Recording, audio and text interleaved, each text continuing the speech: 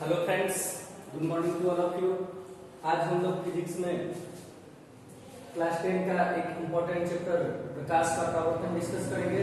इसके पहले वाले वीडियो में हम अवतल दर्पण में किरण आरेख खींचने के लिए सीख लिए थे। ठीक, तो आज हम स्टार्ट करेंगे उत्तल दर्पण में प्रतिबिंब प्राप्त करने के नियम। उत्तल दर्पण में प्रतिबिंब प्राप्त करने के नियम। तो सबसे पहला नियम है उत्तल दर्पण में प्रतिबिंब प्राप्त करने का नियम है कि अनंत से, ठीक है, अनंत से मुख्य अक्ष के समानांतर जितना भी प्रकाश की किरणें होती है वो परावर्तन के बाद मुख्य फोकस से परावर्तित होती हुई मालूम पड़ती है। जैसे ये मेरा हो गया उत्तल दर्पण, तो जो दीप्ति सतह चलाई किया हुआ है, ये हो गया ध्रुव और ये हो गया मुख्य अक्ष। ठीक है, अब ये अनंत से आती प्रकाश की किरणें हैं जो मुख्य अक्ष के समानांतर है। ठीक है, ये है मुख्य फोकस, ये है वक्रता केंद्र। तो जितने भी मुख्य अक्ष के समानांतर किरण रहेगी तो परावर्तन के बाद मुख्य फोकस से परावर्तित होते हुए मालूम पड़ती है। ठीक है, यहाँ से भी किरण मुख्य अक्ष के समानांतर भेजेंगे तो मुख्य फोकस से परावर्तित होती हुई मालूम पड़ती है। अगर यहाँ से भी हम भेजते हैं तो मुख्य फोकस से परावर्तित होती हुई मालूम पड़ती है। यहाँ से भी अगर भेजेंगे तो यही होगा, मुख्य फोकस से परावर्तित होती हुई मालूम पड़ती है। यानी कि उत्तल दर्पण में प्रतिबिंब प्राप्त करने का पहला नियम क्या है कि मुख्य अक्ष के समानांतर जितने भी प्रकाश की किरण रहेगी तो दर्पण से परावर्तन के बाद मुख्य फोकस से पास होते हुए मालूम पड़ती है। ठीक है, दूसरा जो नियम है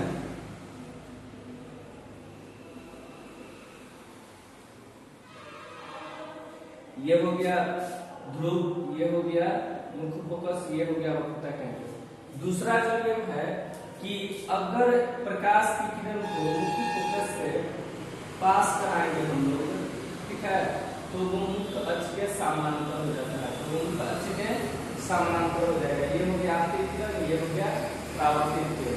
ठीक है, पहला नियम क्या था कि मुख्य अक्ष के समानांतर जितने भी किरण है, ठीक है, तो उत्तल दर्पण में परावर्तन के बाद मुख्य फोकस से पास होते हुए मालूम पड़ता है। दूसरा नियम है कि अगर मुख्य फोकस से प्रकाश की किरण को पास कराएंगे तो वह मुख्य अक्ष के समानांतर होती है। तीसरा है आपका कि अगर वक्रता केंद्र से किरण अगर पास कराएंगे तो वह वापस उसी दिशा में परावर्तित होती हुई मालूम पड़ती है। ठीक है, ये हो गया ध्रुव, ये हो गया मुख्य फोकस, ये हो गया वक्रता केंद्र।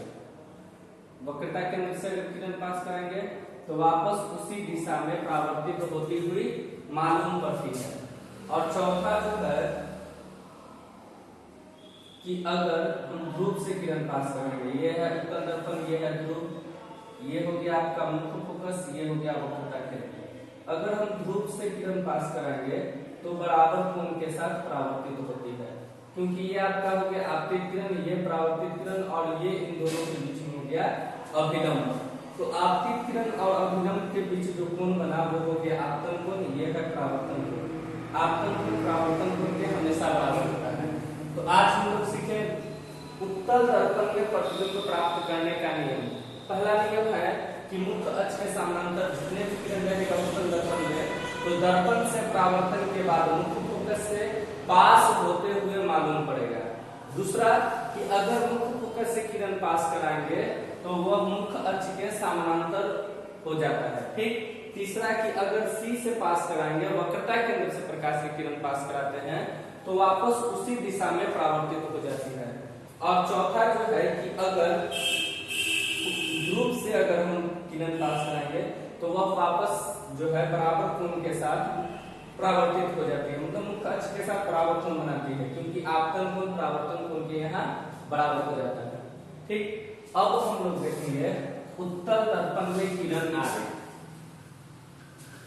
अगला टॉपिक है उत्तल दर्पण में किरण आरेख। उत्तल दर्पण में किरण आरेख।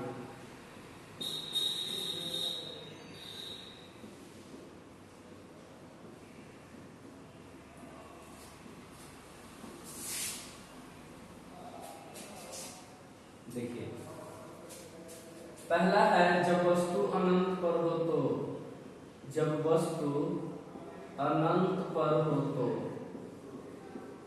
जब वस्तु अनंत पर हो तो, ठीक। ये हो गया आपका उत्तल दर्पण, ये हो गया ध्रुव, ये हो गया मुख्य अक्ष, ये हो गया मुख्य फोकस, ये हो गया वक्रता केंद्र।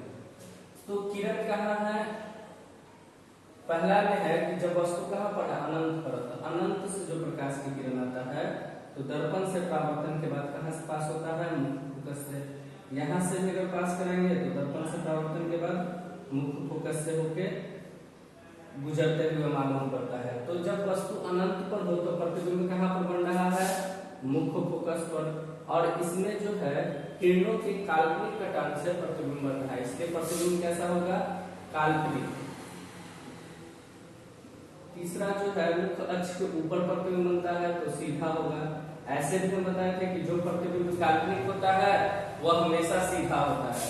चौथा जो है ये वस्तु से हमेशा छोटा बनता है और इस कंडीशन में वस्तु से बहुत छोटा बनता है, बहुत छोटा बनता है, ठीक है। तो पहला कंडीशन है कि जब वस्तु को अनंत पर रखते हैं तो उसका प्रतिबिंब मुख्य फोकस पर काल्पनिक, सीधा एवं वस्तु से बहुत ही छोटा बनता है। फिर से, जब वस्तु को अनंत पर रखते हैं तो उसका प्रतिबिंब मुख्य फोकस पर काल्पनिक, सीधा एवं वस्तु से बहुत ही छोटा बनता है। दूसरा है कंडीशन कि जब वस्तु को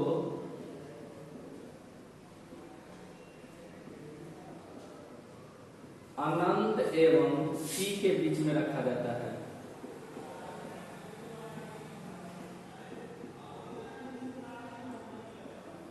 जब वस्तु अनंत एवं P के बीच में हो, वस्तु कहां पर है? अनंत एवं ध्रुव के बीच में, ठीक है। ये हो गया उत्तल दर्पण, ये हो गया ध्रुव, ये हो गया मुख्य अक्ष, ये हो गया मुख्य फोकस और ये हो गया वक्रता केंद्र।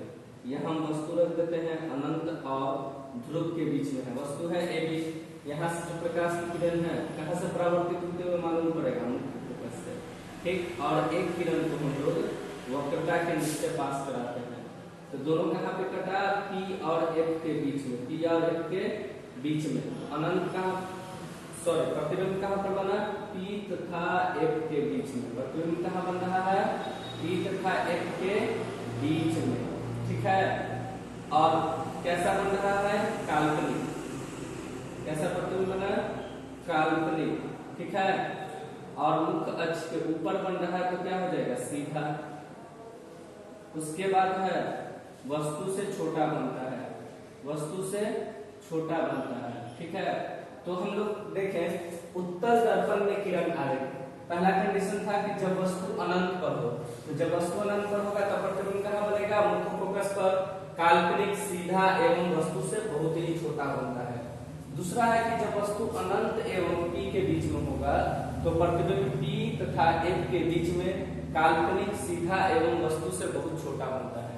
तो हम लोग सीखे आज उत्तल दर्पण में किरण आ रही। और इसमें एक चीज देखें कि उत्तल दर्पण द्वारा बना प्रतिबिंब हमेशा वस्तु से छोटा होता है और काल्पनिक एवं सीधा बनता है। उत्तल दर्पण में प्रतिबिंब हमेशा वस्तु से छोटा बनेगा, काल्पनिक एवं सीधा बनेगा। और अवतल दर्पण में हम लोग देखे थे कि प्रतिबिंब वास्तविक एवं काल्पनिक दोनों बना था। वस्तु से छोटा भी बनता था, वस्तु से बड़ा भी बनता था और वस्तु के बराबर भी बनता था, ठीक। अब अगला टॉपिक है हम लोग का कि अवतल एवं उत्तल दर्पण के उपयोग। अवतल दर्पण के पहले उपयोग को हम लोग देखेंगे कि अवतल दर्पण के उपयोग क्या क्या है। टॉपिक है अवतल दर्पण का उपयोग।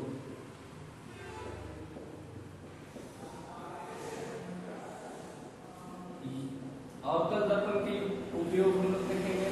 तो अवतल दर्पण का उपयोग होता है, पहला है अवतल दर्पण का उपयोग दाढ़ी बनाने के लिए हजामती दर्पण के रूप में किया जाता है। याद रखना है, अवतल दर्पण का उपयोग दाढ़ी बनाने के लिए हजामती दर्पण के रूप में किया जाता है, क्योंकि अवतल दर्पण द्वारा बना प्रतिबिंब बड़ा, ठीक है, बड़ा एवं सीधा बनता है, ठीक। क्योंकि अवतल दर्पण के द्वारा जो प्रतिबिंब बनता है वह छोटे वस्तु का बड़ा, काल्पनिक एवं सीधा प्रतिबिंब बनाता है। तो अवतल दर्पण का पहला उपयोग क्या हो गया, दाढ़ी बनाने के लिए। अवतल दर्पण का पहला उपयोग है दाढ़ी बनाने के लिए किया जाता है। सेकेंड है कि अवतल दर्पण का उपयोग हम लोग बड़े बड़े सोलर कुकर के रूप में करते हैं। अवतल दर्पण का उपयोग जो है बड़े बड़े सोलर कुकर में करते हैं।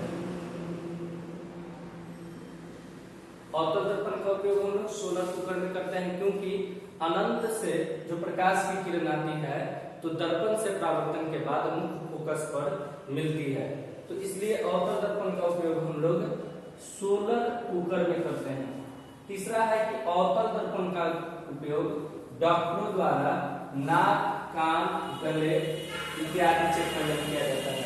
अवतल दर्पण का उपयोग नाक, कान, गला, दांत इत्यादि के रूप में चेक करने के रूप में किया जाता है। ठीक है, अवतल दर्पण का उपयोग डॉक्टरों द्वारा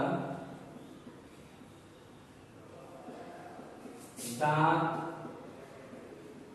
नाक, कान, गला इत्यादि चेक करने में किया जाता है। ठीक है, इत्यादि चेक करने में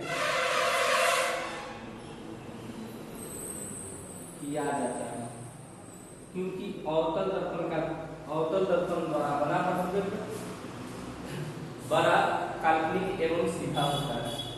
चौथा जो है अवतल दर्पण का उपयोग जो है हम लोग करते हैं मोटरसाइकिल के हेडलाइट में।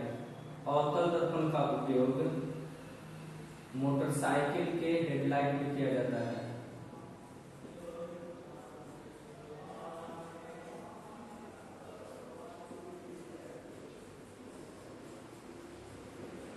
फिर है अवतल दर्पण का उपयोग सर्च लाइट के रूप में किया जाता है। अवतल दर्पण का उपयोग सर्च लाइट में किया जाता है। ठीक है, टॉर्च में भी अवतल दर्पण का उपयोग किया जाता है। ठीक है,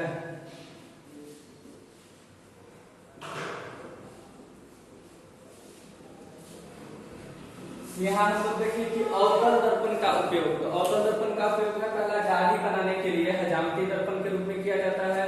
दूसरा है अवतल दर्पण का उपयोग सोलर कुकर में किया जाता है। तीसरा डॉक्टरों द्वारा दांत, नाक, कान, गला इत्यादि चेक करने में अवतल दर्पण का उपयोग किया जाता है। उसके बाद है मोटरसाइकिल के हेडलाइट में अवतल दर्पण का उपयोग किया जाता है। सर्च लाइट में अवतल दर्पण का उपयोग किया जाता है और टॉर्च में भी अवतल दर्पण का उपयोग किया जाता है। अब क्वेश्चन एग्जाम में जो है वो आता है कि अवतल दर्पण का उपयोग हजामती दर्पण के रूप में क्यों किया जाता है, तो हम लोग लिखेंगे अवतल दर्पण का उपयोग हजामती दर्पण के रूप में किया जाता है क्योंकि अवतल दर्पण द्वारा बना प्रतिबिंब काल्पनिक, सीधा एवं वस्तु से बड़ा बनता है।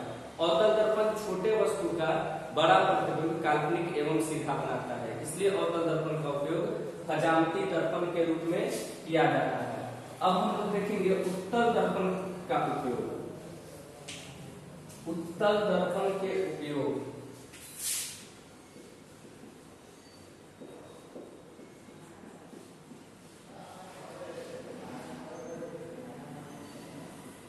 उत्तल दर्पण का पहला उपयोग है कि उत्तल दर्पण का फर्स्ट उपयोग है कि गाड़ियों के साइड मिरर के रूप में किया जाता है। उत्तल दर्पण का उपयोग गाड़ियों के साइड मिरर के रूप में किया जाता है। याद रखना है, उत्तल दर्पण का उपयोग गाड़ियों के साइड मिरर के रूप में किया जाता है क्योंकि उत्तल दर्पण जो है विस्तृत दृष्टि क्षेत्र का छोटा प्रतिबिंब बनाता है।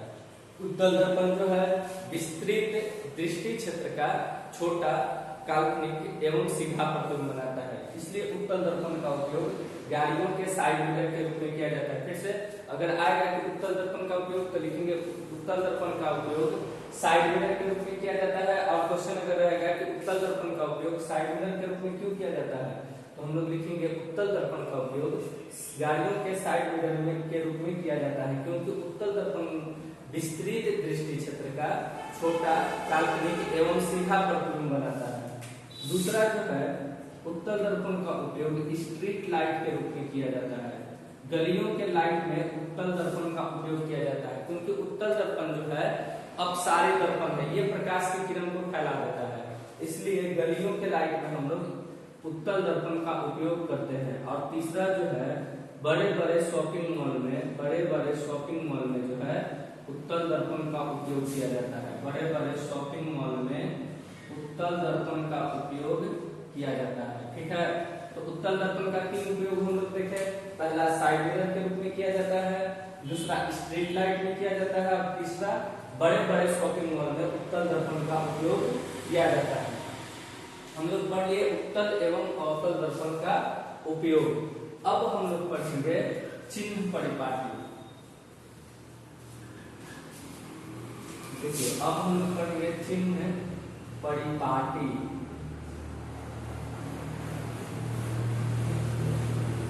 तो चिन्ह परिपाटी क्या है, इसको हम लोग समझेंगे। अवतल एवं उत्तल दर्पण में कभी प्रतिबिंब दर्पण के सामने बनता है तो कभी प्रतिबिंब दर्पण के पीछे बनता है। कभी प्रतिबिंब दर्पण के सामने बनता है तो कभी प्रतिबिंब दर्पण के पीछे बनता है। इन स्थितियों में अंतर स्पष्ट करने के लिए एक परिपाटी की व्यवस्था की गई है, जिसे हम लोग चिन्ह परिपाटी कहते हैं। जैसे हम लोग देखते हैं अवतल दर्पण में हम प्रतिबिंब जब बनाए थे तो वस्तु को अगर अनंत एवं वक्रता केंद्र के बीच में रखते थे तो उसका प्रतिबिंब कहाँ पर मिला था हम लोग को, एफ और सी के बीच में। जैसे अनंत और वक्रता केंद्र के बीच में एक भी वस्तु है, यहाँ से किरण गया तो कहाँ से लौटेगा, प्रकाश फोकस से, और एक सी से पास कराएंगे, दोनों यहाँ पर कट किया तो यहाँ प्रतिबिंब बन गया। ठीक, तो सबसे पहले इसमें समझने के लिए हम लोग तीन चीज को समझना जरूरी है। पहला यू से हम लोग सूचित करते हैं वस्तु दूरी को, याद रखना है। यू से सूचित करेंगे वस्तु दूरी को, भी से सूचित करेंगे प्रतिबिंब दूरी को, भी से सूचित करेंगे प्रतिबिंब दूरी को, एफ से सूचित करेंगे फोकस दूरी को, एफ से सूचित करेंगे फोकस दूरी को, आर से सूचित करेंगे वक्रता त्रिज्या को, एच आई से सूचित करेंगे प्रतिबिंब की ऊंचाई को, प्रतिबिंब की ऊंचाई को हम लोग एच आई से सूचित करेंगे। ठीक है, हाइट ऑफ इमेज हो जाएगा। और एचओ से इंडिकेट करेंगे वस्तु की ऊंचाई को, हाइट ऑफ ऑब्जेक्ट, वस्तु की ऊंचाई।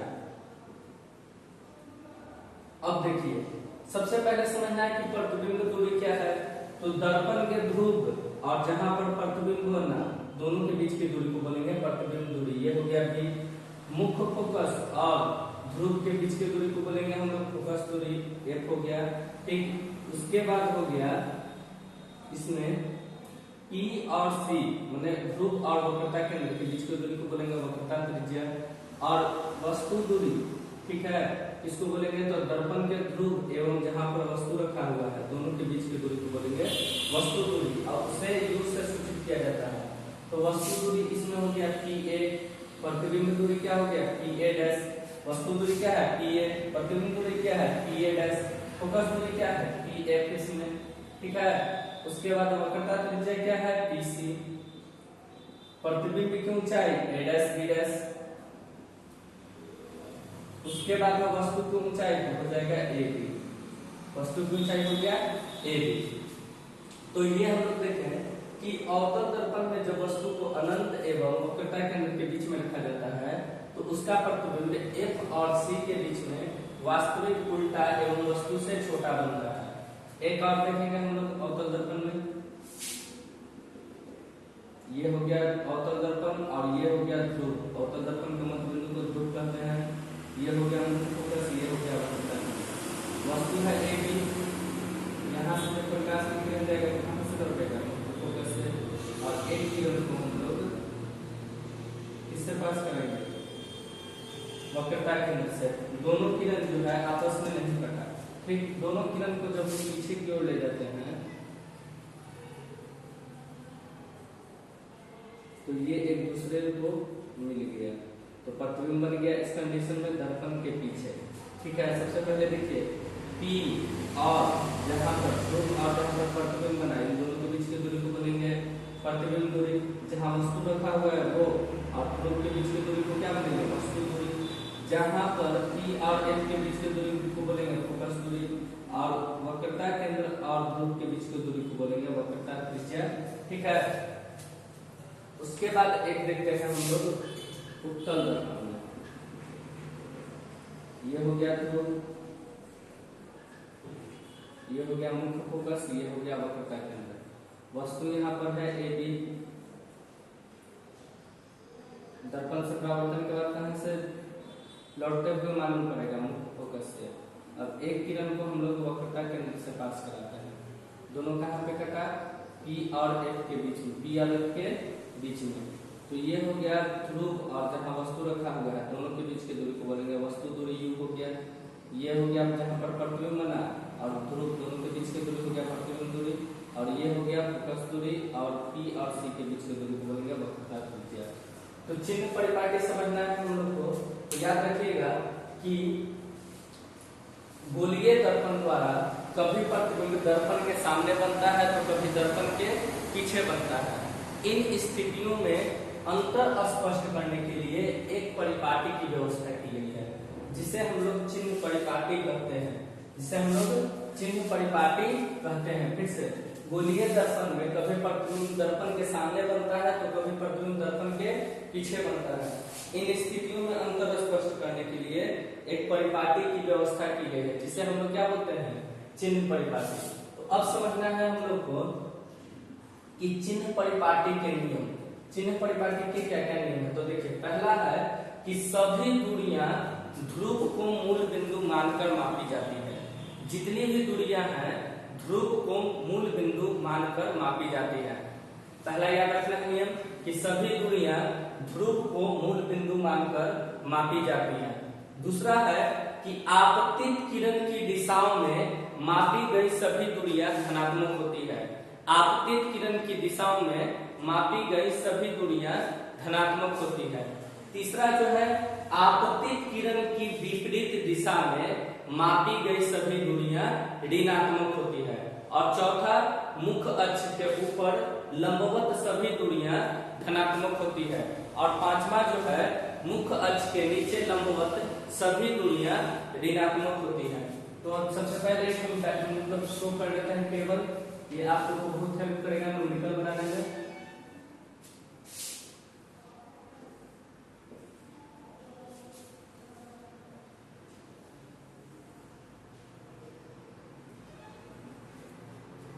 ये हो गया दर्पण, ये हो गया आपका U वस्तु दूरी और ये हो गया U भी U क्या है, वस्तु दूरी। U क्या है, वस्तु दूरी। ये क्या है, प्रतिबिंब दूरी। और F हो गया आपका फोकस दूरी, F हो गया फोकस दूरी। देखिए अवतल दर्पण, अवतल दर्पण में दो प्रकार का प्रतिबिंब होता है, वास्तविक और काल्पनिक। ये हो गया अवतल दर्पण वास्तविक प्रतिबिंब के लिए और ये हो गया अवतल दर्पण काल्पनिक प्रतिबिंब के लिए। और ये हो गया उत्तल दर्पण।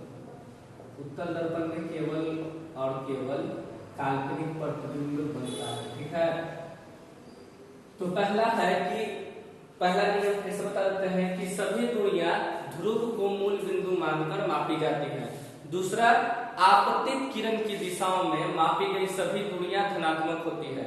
तीसरा आपतित किरण की विपरीत दिशा में मापी गई सभी दूरियां ऋणात्मक होती है। चौथा मुख्य अक्ष के लंबवत सभी दूरियां धनात्मक होती है। और पांचवा जो है मुख्य अक्ष के नीचे लंबवत सभी दूरियां ऋणात्मक होती है। तो हम लोग देखते हैं कि अवतल दर्पण में जब वास्तविक प्रतिबिंब बनेगा तो क्या क्या प्लस में रहेगा, क्या क्या माइनस में। सबसे पहले हम लोग देखते हैं वस्तु दूरी को। तो वस्तु दूरी देखिए किरण का दिशा कहाँ है, किरण का दिशा जो है इस साइड से है, आपतित किरण की दिशा है इस साइड से। और हम लोग वस्तु दूरी जो है PA इस साइड से माप रहे हैं। ठीक है, आपतित किरण की विपरीत दिशा में है ना, आपतित किरण की दिशा है इस साइड और दूरी हम माप रहे हैं इस साइड से। तो वस्तु दूरी आपतित किरण के विपरीत दिशा में है, इसलिए वस्तु दूरी क्या मिलेंगे, माइनस में। प्रतिबिंब दूरी भी देखिए इस साइड है, PA' इस साइड से हम लोग माप रहे हैं, जबकि किरण इस दिशा में जा रहा है तो प्रतिबिंब दूरी भी माइनस में हो जाएगा। फोकस दूरी देखते हैं, P8 है फोकस दूरी, तो ये भी इस डायरेक्शन में है, इस दिशा में है, लेकिन किरण का दिशा इस साइड से है तो फोकस दूरी भी क्या में होगा, माइनस में। अब है अवतल दर्पण में जब काल्पनिक प्रतिबिंब बनेगा तो उसमें देखते हैं सबसे पहले हम लेते हैं क्या वस्तु दूरी। तो वस्तु दूरी देखिए PA है इस साइड से और किरण की दिशा इस साइड है, तो वस्तु दूरी क्या करेंगे माइनस में।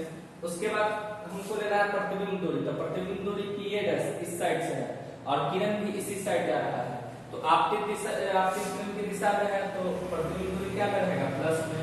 फोकस दूरी PF इस साइड से हम माप रहे हैं PF, जबकि किरण जो है इस साइड जा रहा है, तो फोकस दूरी क्या रहेगा माइनस में।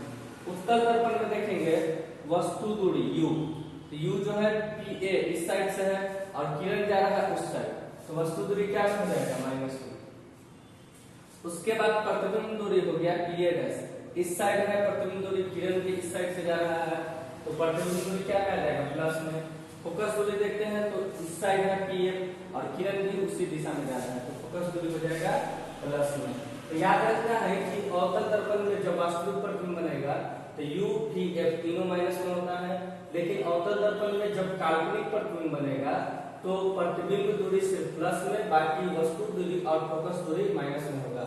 और उत्तल दर्पण में प्रतिबिंब दूरी और फोकस दूरी हमेशा प्लस में रहेगा, जबकि वस्तु दूरी क्या रहता है माइनस में रहता है। आज के लिए इतना ही काफी है। अगला वीडियो जो है हम लोग अगले वीडियो में हम लोग दर्पण सूत्र पढ़ेंगे, ठीक है। अगले वीडियो में हम लोग दर्पण सूत्र पढ़ेंगे। तब तक के लिए थैंक यू।